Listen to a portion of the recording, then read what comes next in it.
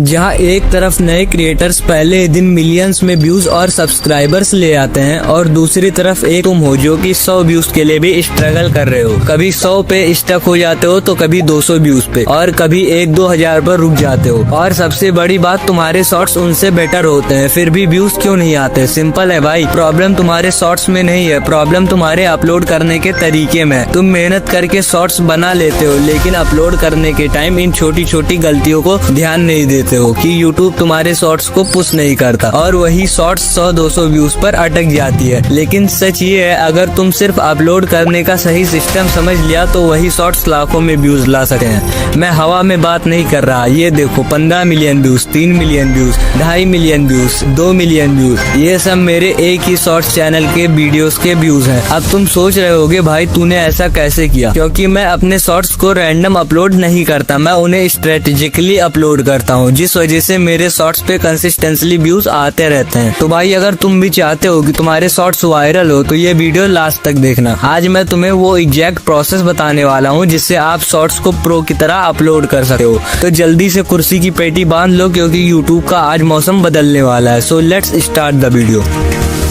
सबसे पहले बात करते हैं न्यू चैनल के सबसे बड़े प्रॉब्लम, जीरो व्यूज के बारे में। देखो मैं तुम्हें सीधा सिंपल सच बताता हूँ, जीरो व्यूज का सबसे बड़ा कॉमन रीजन होता है तुम्हारा डिवाइस, यानी कि तुम्हारा फोन। तुम लोग एक ही फोन में बार बार नए जीमेल आईडी बना के चैनल क्रिएट करते रहते हो और इतने सारे चैनल बना देते हो कि यूट्यूब को तुम्हारा डिवाइस स्कैम एक्टिविटी समझ लेता है और रिजल्ट तुम्हारा शॉर्ट्स अपलोड होता है लेकिन पुश ही नहीं होता और व्यूज आते हैं जीरो। लेकिन टेंशन मत लो, सॉल्यूशन सिंपल है। तुम किसी का भी फोन ले सकते हो, जैसे अपने मम्मी भाई दोस्त या किसी भी बंदे का फोन ले लो। बस कंडीशन एक ही है, फोन में पहले से बहुत सारे चैनल्स नहीं बने होने चाहिए। अब बस उस फोन में एक नया फ्रेश जीमेल क्रिएट करो और चैनल की सारी बेसिक सेटिंग्स ऑन कर लो, जैसे कि नेम हो गया, लोगो हो गया, अबाउट सेक्शन एक्सेट्रा। उसके बाद ही अपने फोन में मेल को लॉग इन करना। अब नेक्स्ट स्टेप बहुत इंपॉर्टेंट है, 2 दिन तक यूट्यूब पर नॉर्मली यूजर्स की तरह बिहेव करो। अपने नीश का वीडियो देखो, जैसे कि लॉन्ग देख सकते हो या फिर शॉर्ट्स। लाइक करो, सब्सक्राइब करो और सर्च वगैरह करो। सिर्फ शॉर्ट ही मत देखना, लॉन्ग भी देखना। और हाँ, रैंडम कंटेंट मत देखना, सिर्फ अपने नीश का कंटेंट कंज्यूम करो। ऐसा करने से यूट्यूब को क्लियर सिग्नल मिलता है कि ये चैनल रियल है, ये किसी ऑडियंस के लिए कंटेंट बना रहा है। और उसके बाद तुम्हें शॉर्ट्स पर जीरो व्यूज का प्रॉब्लम ऑलमोस्ट खत्म हो जाएगा। लेकिन एक बात क्लियर कर देता हूँ, जीरो व्यूज बंद हो जाए इसका मतलब ये नहीं होता कि व्यूज मिलियंस में जाएंगे। मिलियंस में व्यूज के लिए चाहिए प्रॉपर अपलोड स्ट्रेटेजी और अब मैं तुम्हें वही बताने वाला हूँ। यूट्यूब शॉर्ट्स को ऐसे अपलोड कैसे करें कि व्यूज लाखों में आए। और हाँ, तुम्हारे दिमाग में चल रहे सारे सवालों का जवाब भी मैं देने वाला हूँ, जैसे कि क्या हमें शॉर्ट्स को यूट्यूब ऐप से, क्रोम ब्राउजर या फिर यूट्यूब स्टूडियो से अपलोड करना चाहिए, कौन सा हैशटैग यूज करना चाहिए, डिस्क्रिप्शन लिखना चाहिए या नहीं, टैग्स लगाना चाहिए या नहीं, और परफेक्ट टाइमिंग क्या है इंडियन और यूएसए ऑडियंस के अकॉर्डिंग। तो सबसे पहले जानते हैं शॉर्ट्स को अपलोड कैसे करें। आप शॉर्ट्स को यूट्यूब ऐप, क्रोम ब्राउजर या यूट्यूब स्टूडियो से अपलोड कर सकते हो। लेकिन अगर आप क्रोम ब्राउजर यानी कि डेस्कटॉप मोड से अपलोड करोगे